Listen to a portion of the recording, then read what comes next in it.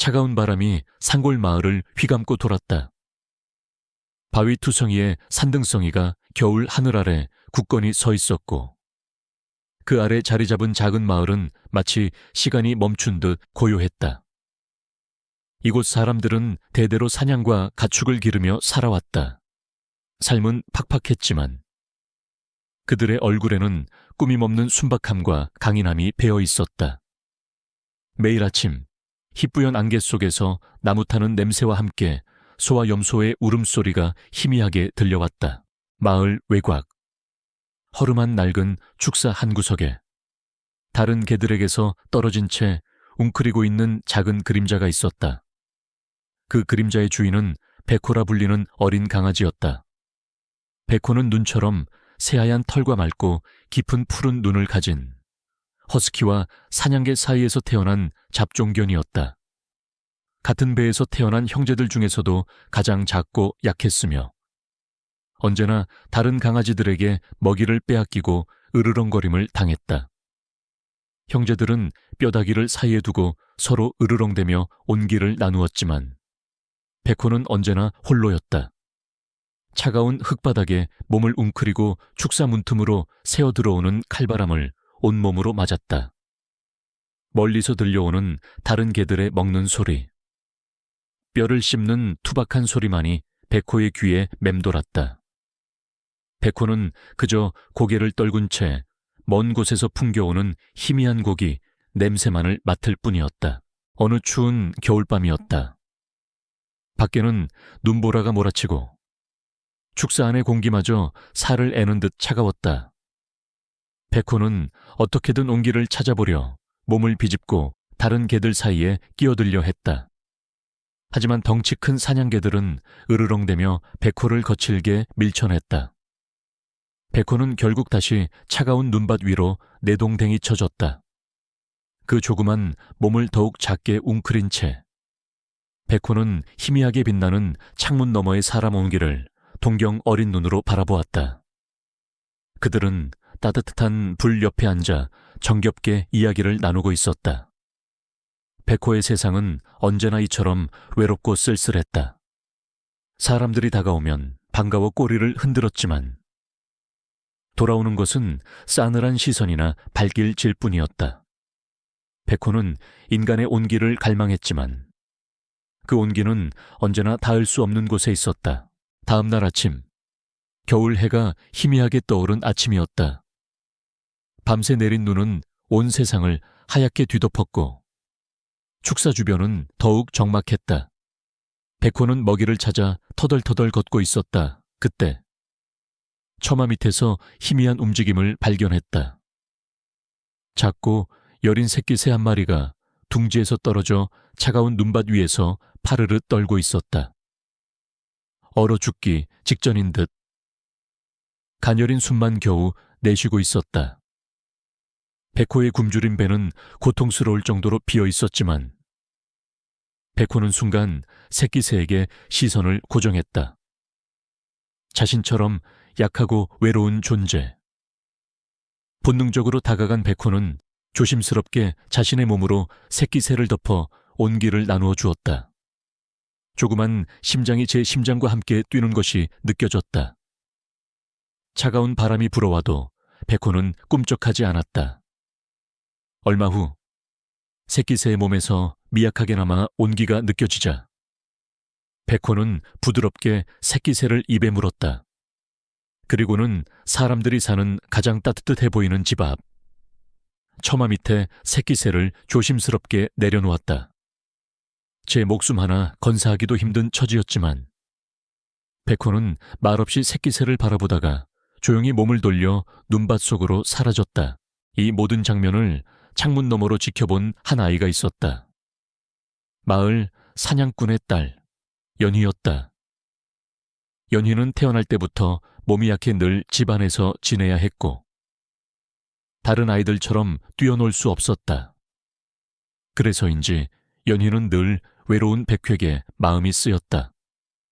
창밖으로 백호의 조그만 행동을 지켜보며 연희의 굳게 닫혔던 마음 한편에 작은 온기가 스며들었다.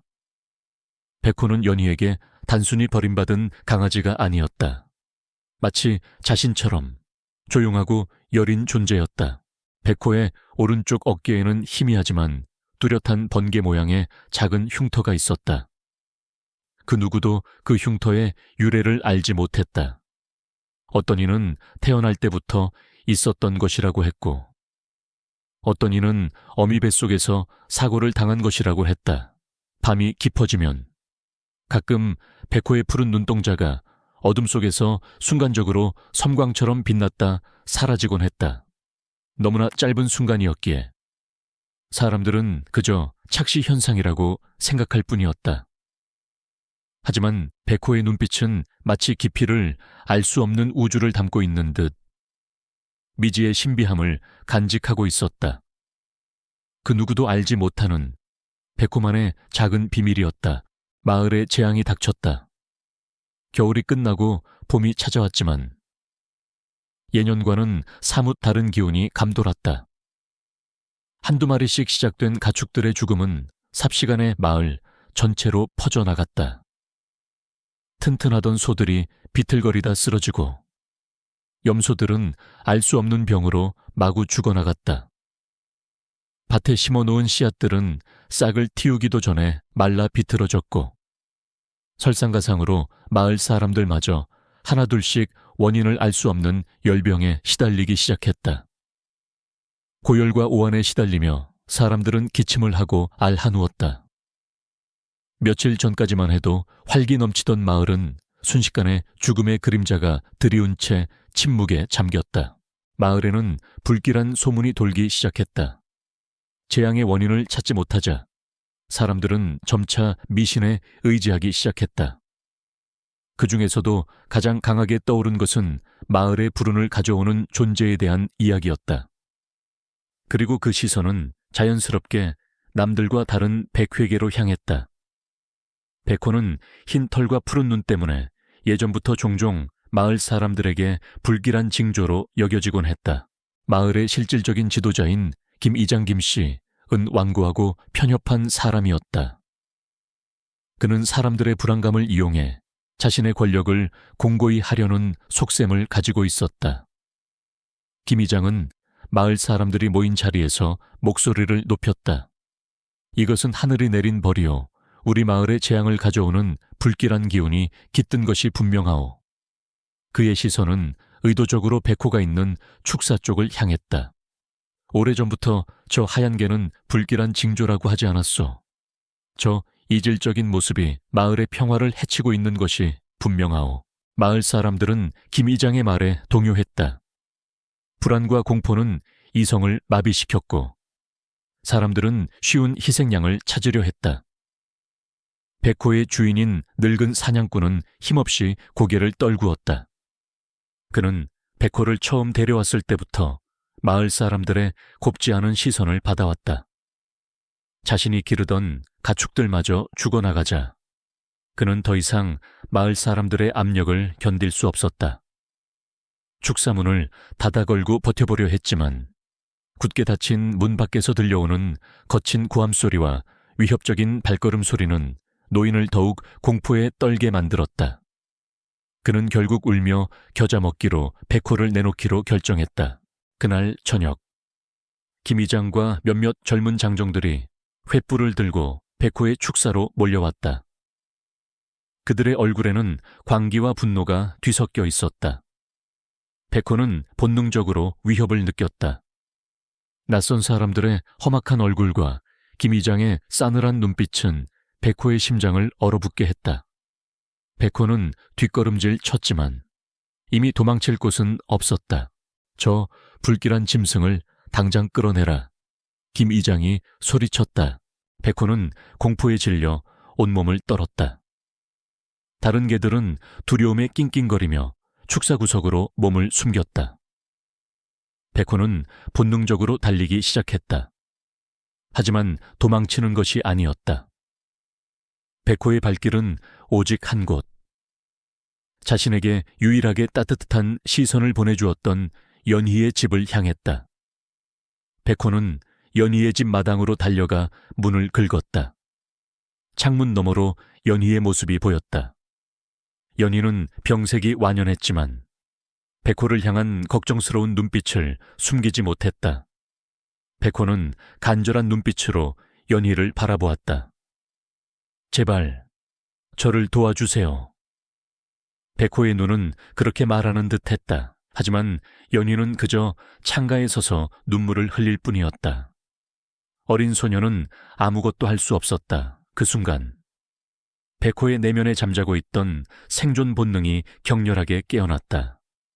하지만 동시에 자신을 내팽개친 주인의 배신감과 자신을 향한 마을 사람들의 증오가 깊은 상처로 박혔다. 이내 김 이장과 장정들이 백호를 뒤쫓아 연희의 집까지 도착했다. 그들은 백호를 거칠게 붙잡아 끌고 가려 했다. 백호는 마지막 힘을 다해 저항했지만 수적으로 우세한 그들을 당해낼 수는 없었다. 백호의 발버둥에도 불구하고 그들은 백호를 질질 끌고 마을 외곽의 낡은 창고로 향했다. 저런 불길한 짐승은 즉시 죽여야 마땅하지만 이대로 죽이면 더 큰 재앙이 올 수도 있다. 저놈을 가장 차가운 곳에 가두어 영원히 굶어 죽게 만들자. 김 이장은 백호를 곧바로 죽이지 않고 가장 잔인한 방법으로 벌을 주기로 결정했다. 오래되고 녹슨 냉동고가 창고 한 구석에 흉물스럽게 자리하고 있었다. 김 이장은 백호를 그 냉동고 안으로 던져 넣으라고 명령했다. 백호는 차가운 금속 바닥에 내동댕이 쳐졌다. 끔찍한 냉기가 온몸을 휘감았다. 백호는 마지막으로 몸부림치며 냉동고 문틈으로 바깥 세상을 바라보았다. 그 좁은 틈 사이로 연희의 흐느끼는 뒷모습이 보였다. 연희는 숨어서 백호가 끌려가는 모습을 지켜보고 있었다. 백호의 푸른 눈동자는 연희의 슬픔과 자신의 절망이 뒤섞여 비쳤다. 그리고 이내 쾅 하는 소리와 함께 냉동고 문이 닫혔다. 바깥 세상과의 모든 연결이 단절되는 순간이었다. 백호는 이제 돌아갈 곳도 의지할 사람도 없는 차갑고 어두운 고립의 세계에 갇혔다. 백호의 세상은 그 순간 차가운 어둠 속에 완전히 잠식되었다. 냉동고 안은 숨막히는 어둠과 극한의 추위로 가득했다. 백호는 내던져진 그 자리에서 움직일 수 없었다. 몸은 이미 마비되어 있었고 공포와 절망이 조여드는 심장을 짓눌렀다. 온몸의 털은 서서히 얼어붙기 시작했고 조그만 몸은 점점 더 차가운 금속 바닥에 달라붙는 듯했다. 공기는 희박해졌고 백호의 숨은 가빠졌다. 여기서 죽는구나. 백호의 의식은 점차 희미해졌다.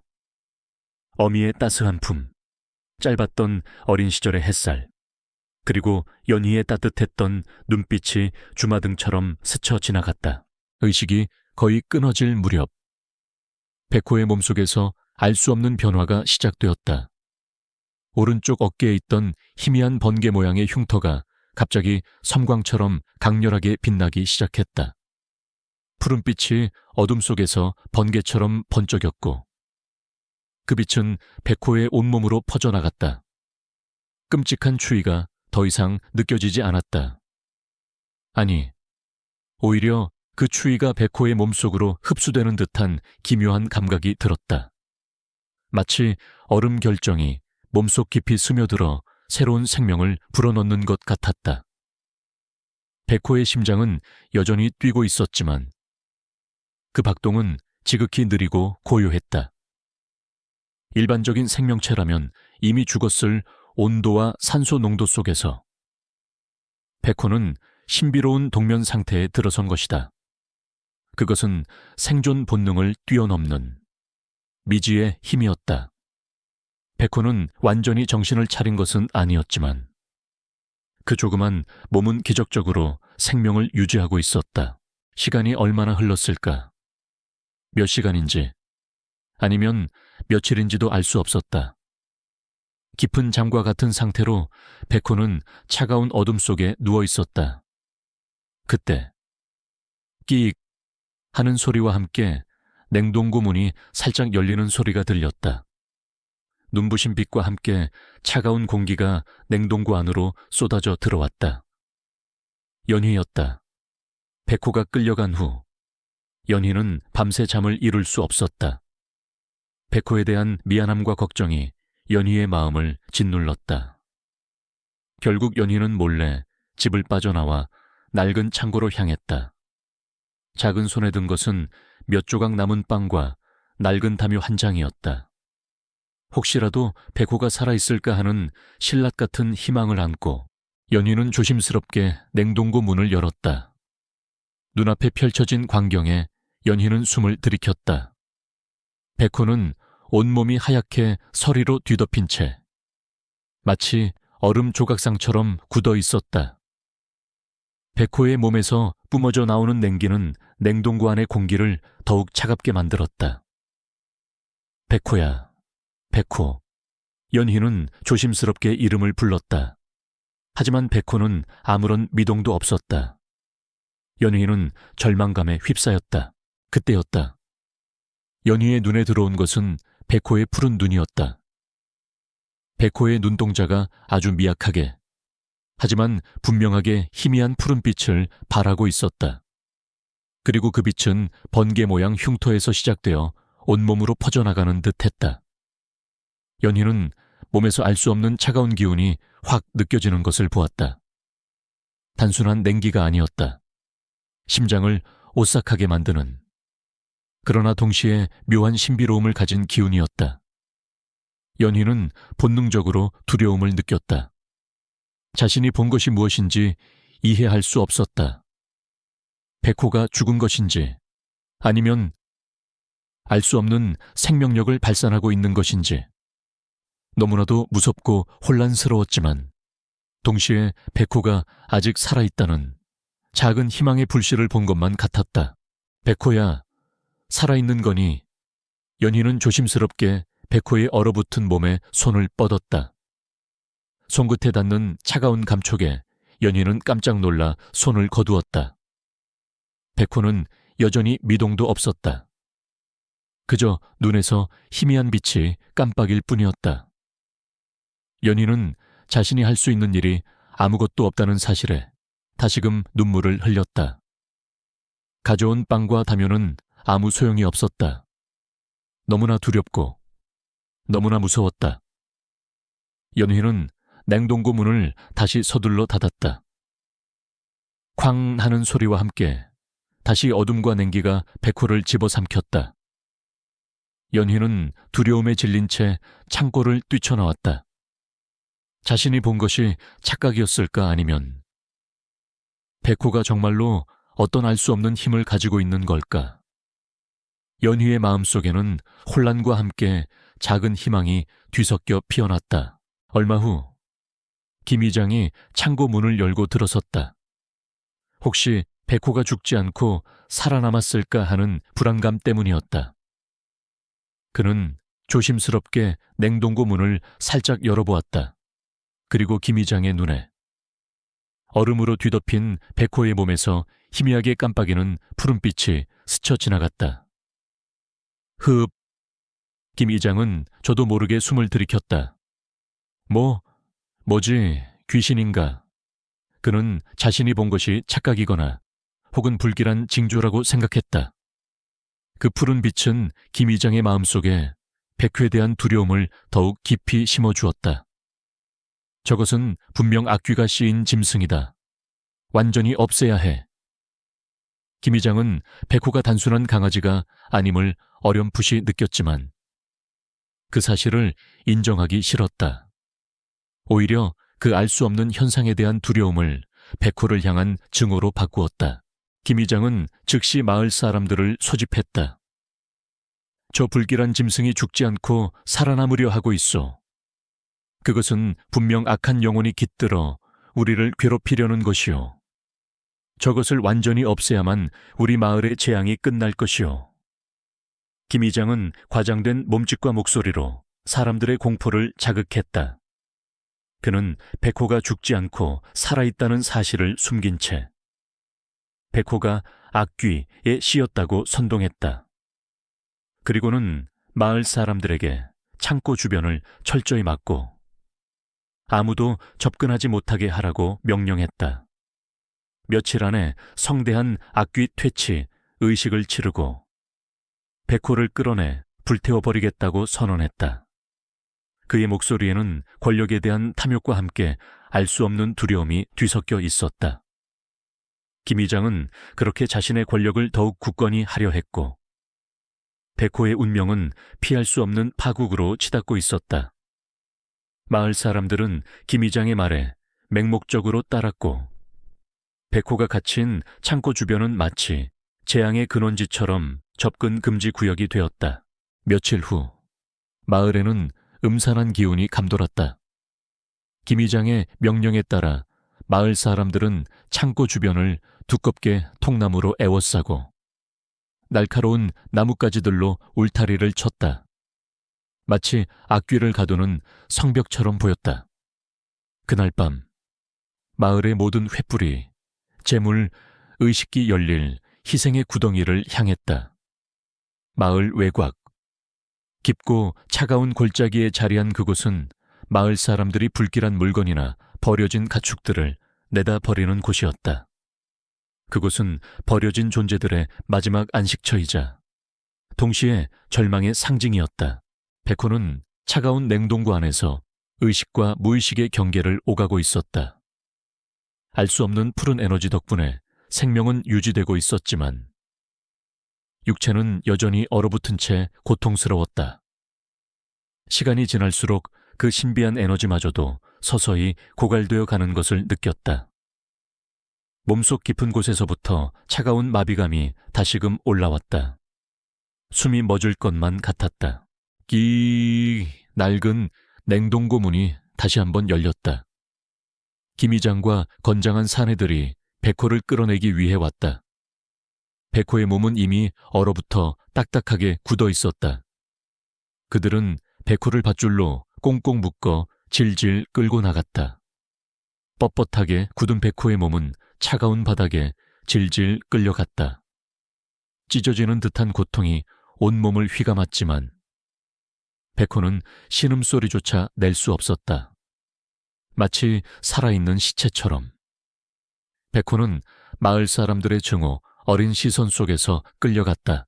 연희는 차가운 밤 공기 속에서 떨고 있었다. 군중 속에 섞여 백호가 끌려가는 모습을 지켜보고 있었다. 연희의 눈은 이미 퉁퉁 부어 있었지만 백호를 향한 걱정스러운 시선은 떼지 못했다. 그녀의 마음속에는 백호의 푸른 눈에서 보았던 섬광이 계속해서 아른거렸다. 백호야, 제발 괜찮아야 해. 연희는 속으로 끊임없이 되뇌었다. 하지만 그녀는 그저 힘없는 어린 소녀일 뿐이었다.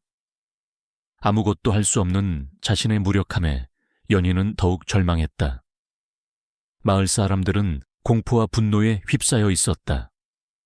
그들은 김 의장의 선동에 완전히 사로잡혔고 백호를 재앙의 근원으로 여기며 돌팔매질을 하거나 욕설을 퍼부었다.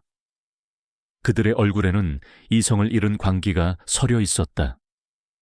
백호는 그 모든 모욕을 묵묵히 견뎌야 했다. 온몸으로 그들의 증오를 받아내야 했다. 희생의 구덩이에 도착하자 김 의장은 백호를 구덩이 한가운데에 던져 넣었다. 구덩이 주변에는 이미 마른 장작과 기름이 준비되어 있었다. 불을 붙이기 위해 횃불이 흔들릴 때마다 그림자가 길게 늘어졌다. 끔찍한 불길이 백호를 향해 다가오고 있었다. 이글거리는 불꽃이 공포에 질린 백호의 눈에 선명하게 비쳤다. 저 불길한 짐승이 우리 마을에 재앙을 가져왔소. 이제 저것을 태워 없앰으로써 우리는 이 재앙에서 벗어날 것이오. 김 의장이 승리감의 찬목소리로 외쳤다. 그의 목소리는 증오로 가득 차 있었다. 백호는 온몸이 묶인 채 구덩이 바닥에 쓰러져 있었다. 차가운 눈발이 다시 흩날리기 시작했다. 불길과 냉기, 그리고 사람들의 악의가 뒤섞여 백호의 영혼을 짓눌렀다. 신비한 푸른 에너지가 희미하게 빛나며 백호의 몸을 감쌌지만 그것은 마치 꺼져가는 촛불처럼 위태로웠다. 마지막 순간이 다가오는 것을 백호는 느낄 수 있었다. 생명의 불꽃이 서서히 꺼져가는 고통. 바로 그때 연희가 사람들 틈을 비집고 앞으로 나섰다. 안 돼요. 백호는 그런 개가 아니에요. 연희의 목소리는 작았지만 그 절규는 차가운 밤 공기를 갈랐다. 하지만 아무도 연희의 목소리에 귀 기울이지 않았다. 사람들은 불을 붙일 준비를 하고 있었다. 김 의장은 연희를 향해 차가운 시선을 던졌다. 저 아이는 미쳤군. 악귀에게 홀렸어. 그의 말은 연희를 더욱 고립시켰다. 시간은 백호를 기다려주지 않았다. 김 의장이 횃불을 들어 올리며 불을 붙이려는 순간 하늘에서 거대한 눈보라가 휘몰아치기 시작했다. 거센 바람이 불어닥치고 눈보라는 앞을 분간할 수 없을 정도로 거세졌다. 사람들은 갑작스러운 눈볼에 당황하며 휘청거렸다. 바로 그 순간 백호의 푸른 눈동자가 번개처럼 섬광을 발했다. 마지막 남은 에너지를 모두 쏟아붓는 듯 백호의 몸에서 강력한 푸른빛이 뿜어져 나왔다. 구속하던 밧줄이 푸른빛 속에서 힘없이 끊어졌다. 하지만 백호의 몸은 여전히 굳어 있었고 움직일 수 없었다. 그것은 마치 최후의 발버둥과도 같았다. 죽음이 코앞에 다가왔음을 직감한 백호는 정신력을 끌어모았다. 그 푸른 에너지는 백호의 몸속에서 마지막으로 폭발하듯 솟아올랐지만 그것으로 인해 백호는 더욱 깊은 혼수 상태에 빠져들었다. 불길은 이미 장작에 옮겨붙어 이글거리고 있었다. 백호는 뜨거운 불길 속에서 고통에 몸부림쳤지만 미약한 움직임조차 할 수 없었다. 마치 얼음 감옥에 갇힌 채 뜨거운 불지옥에 던져진 듯했다. 멀리서 연희의 절규하는 소리가 들려왔다. 연희의 눈물은 눈보라 속으로 흩어졌다. 백호는 모든 것을 포기하려는 순간, 어린 새끼 새를 품에 안았던 순간, 그리고 연희의 따뜻한 눈빛을 떠올렸다. 아직은 죽을 수 없어. 백호의 정신력은 마지막 한 조각의 힘까지 끌어모으고 있었다. 살고자 하는 처절한 의지가 불타올랐다. 그러나 그 의지만으로는 거센 불길을 막을 수 없었다. 백호는 절망의 끝에서 마지막 숨을 내쉬는 듯했다. 불길이 백호를 집어삼키는 순간 기적처럼 모든 것이 멈추는 듯했다. 뜨거운 불꽃의 맹렬함 속에서 백호의 어깨에 새겨진 번개 모양 흉터가 이제는 눈부실 정도로 강렬한 푸른빛을 발하기 시작했다.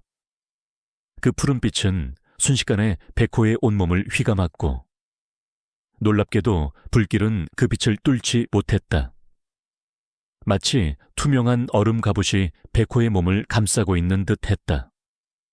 고통에 일그러졌던 백호의 표정은 점차 고요해졌고 푸른 눈동자는 깊이를 알 수 없는 우주의 빛을 담은 듯 섬뜩하게 빛났다. 백호는 고통스럽게 몸부림치며 기억의 파편들을 떠올렸다. 차가운 냉동고 속에서 느꼈던 생존의 갈망, 새끼 새를 품에 안았던 따스함, 그리고 연희의 슬픈 눈빛. 이 모든 기억들이 번개 모양 흉터에서 뿜어져 나오는 푸른 에너지와 융합하며 백호에게 새로운 힘을 불어넣었다. 백호의 입에서 으르렁거리는 소리가 터져나왔다. 그것은 더 이상 약한 강아지의 낑낑거림이 아니었다. 깊은 산속을 뒤흔드는 맹렬한 짐승의 포효였다. 그 소리는 눈보라를 뚫고 마을 사람들의 귀청을 때렸다. 규왕. 그 순간 백호의 몸을 감싸고 있던 투명한 얼음 갑옷이 산산이 부서지며 차가운 얼음 파편들이 사방으로 튀어 올랐다. 그리고 백호는 믿을 수 없는 속도로 몸을 일으켰다. 그의 눈빛은 불꽃처럼 타오르며 김 의장을 똑바로 응시했다. 백호는 불길 속을 헤치고 단숨에 김 의장에게 달려들었다. 사람들은 경악하며 비명을 질렀다. 모두가 백호가 김 이장을 공격할 것이라고 생각했다. 하지만 백호는 김 이장의 가슴팍에 달려들어 그의 낡은 위솥 주머니를 앞발로 거칠게 핥히었다. 촤르르륵 주머니 속에서 무언가가 쏟아져 나왔다. 굴러떨어진 것은 작고 너덜너덜한 가죽 일기장과 함께 번쩍이는 금화들이었다. 금화들은 불빛에 반사되어 섬뜩하게 빛났다. 백호는 김 이장의 발치에 굴러떨어진 일기장을 앞발로 가리켰다. 그리고는 날카로운 이빨로 근처에 시든 나뭇가지 하나를 꺾어 일기장 위로 가져다 놓았다. 마치 무언가를 지목하는 듯한 행동이었다. 군중은 숨을 죽였다. 방금 전까지 백호를 향해 돌을 던지고 저주를 퍼붓던 그들의 얼굴에는 경악과 혼란, 그리고 공포가 뒤섞여 있었다. 저게 뭐야? 웅성거림이 퍼져나갔다. 그 순간 연희가 사람들 틈을 비집고 뛰쳐나왔다. 그녀는 백호의 몸짓을 직감적으로 이해한 듯 일기장을 향해 달려갔다. 연희는 떨리는 손으로 일기장을 집어들었다. 낡고 훼손된 일기장. 그 안에는 낯익은 필체가 담겨 있었다. 그것은 다름 아닌 몇 년 전 행방불명된 연희의 아버지의 일기장이었다. 아버지는 마을 최고의 사냥꾼이자 현명한 지식인이었다. 연희는 떨리는 손으로 일기장을 펼쳤다.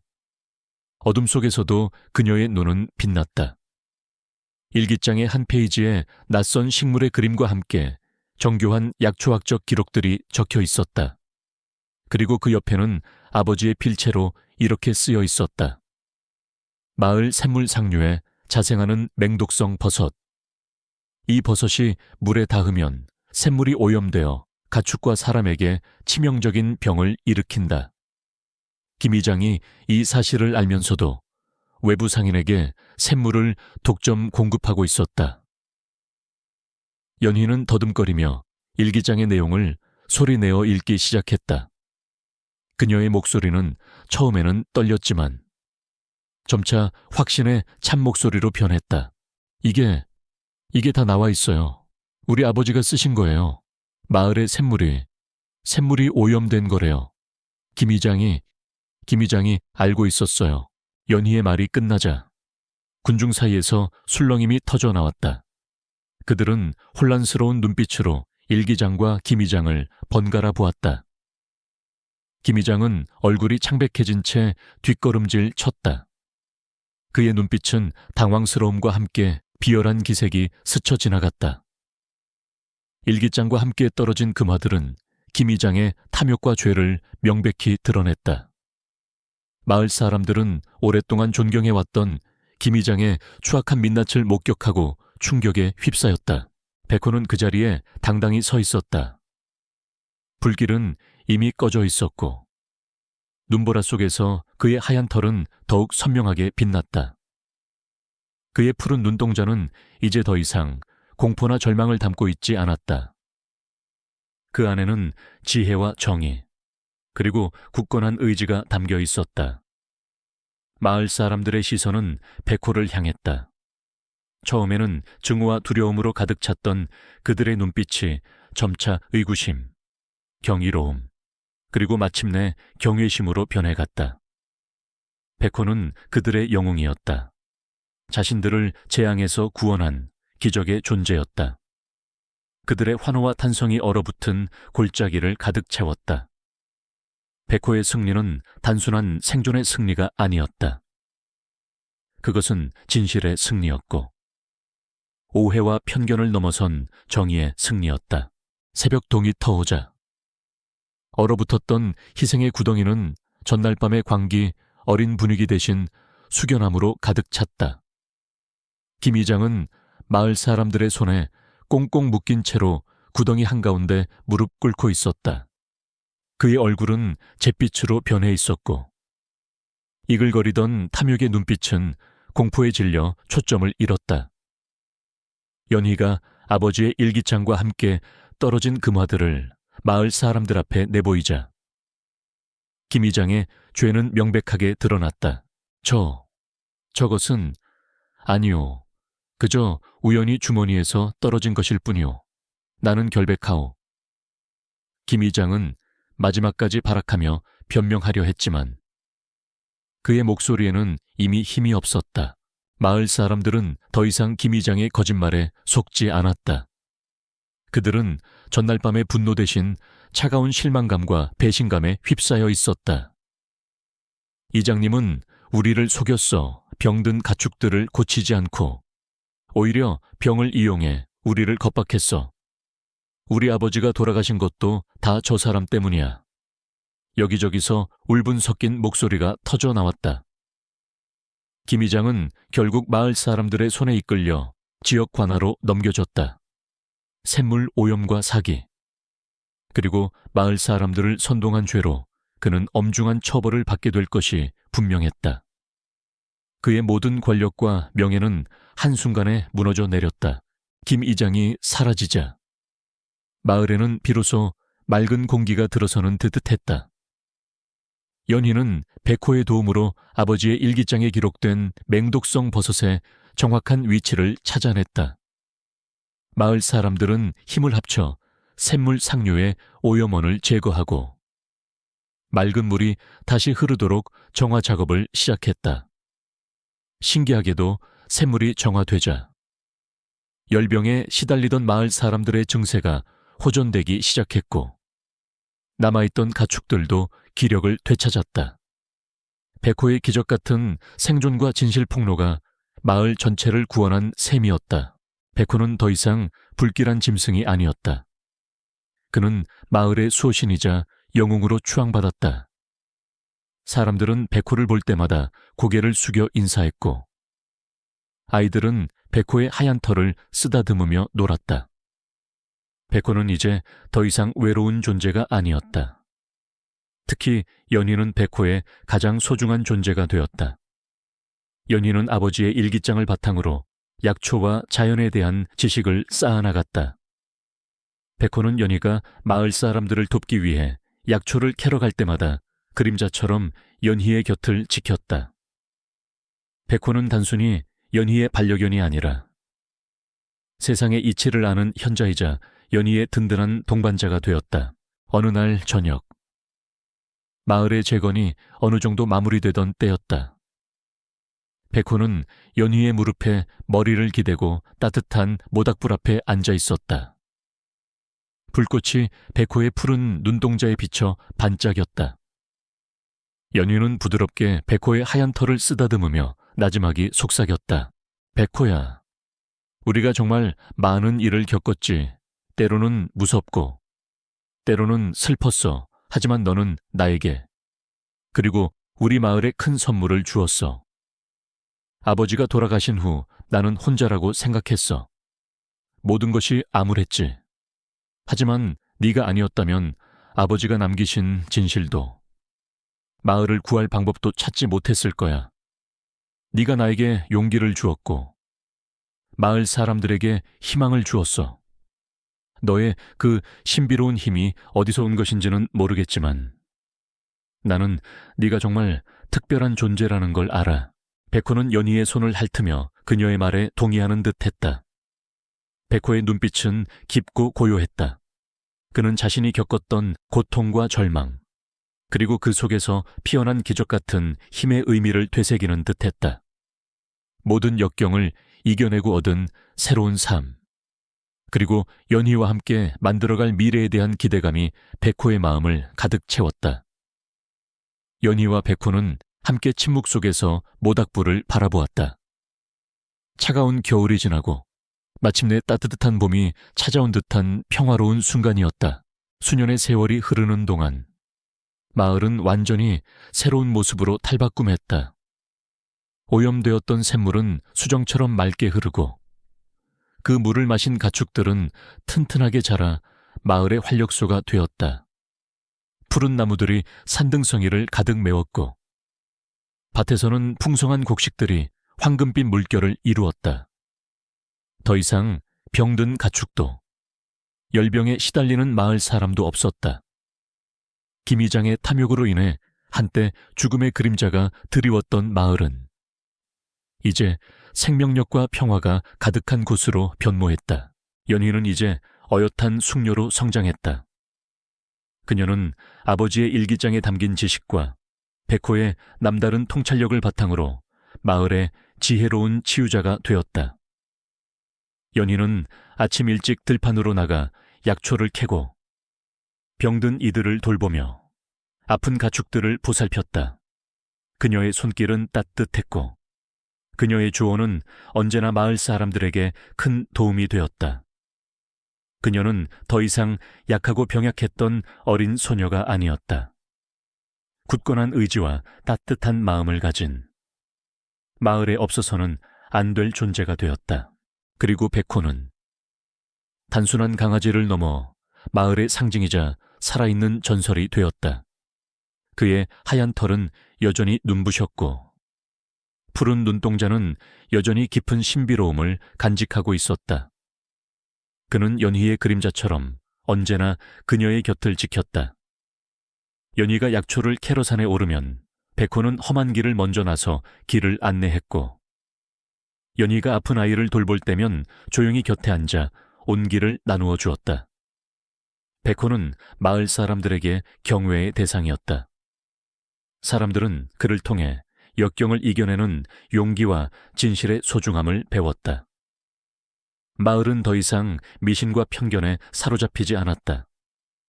그들은 백호의 기적을 통해 보이는 것만이 전부가 아님을, 그리고 가장 약해 보이는 존재 속에 가장 큰 힘이 숨겨져 있을 수 있음을 깨달았다. 매년 백호가 냉동고에서 살아 돌아온 날, 마을 사람들은 작은 축제를 열었다. 그것은 거창한 행사가 아니었다. 그저 마을 사람들이 한데 모여 음식을 나누고 백호의 이야기를 아이들에게 들려주는 소박한 잔치였다. 연희와 백호는 언제나 그 축제의 중심에 있었다. 연희는 모닥불 앞에서 아이들에게 아버지의 일기장 속 이야기를 들려주며 진실의 중요성과 자연의 소중함을 가르쳤다. 백호는 아이들 곁에 앉아 조용히 이야기를 듣다가 가끔 장난스럽게 짖으며 아이들의 웃음을 자아냈다. 그들의 이야기는 세대를 넘어 전해졌고 마을의 역사이자 정신이 되었다. 백호는 단순히 마을을 구한 개가 아니었다. 그는 마을 사람들에게 자연과의 조화, 그리고 서로에 대한 믿음과 사랑을 가르쳤다. 해질녘. 백호와 연희는 늘 그랬듯이 마을이 한눈에 내려다 보이는 언덕에 앉았다. 따뜻한 봄바람이 불어와 그들의 털과 머리카락을 부드럽게 쓰다듬었다. 마을은 불빛으로 반짝이고 있었다. 평화로운 일상의 소리들이 희미하게 언덕 위까지 들려왔다. 백호는 연희의 무릎에 머리를 기대고 눈을 감았다.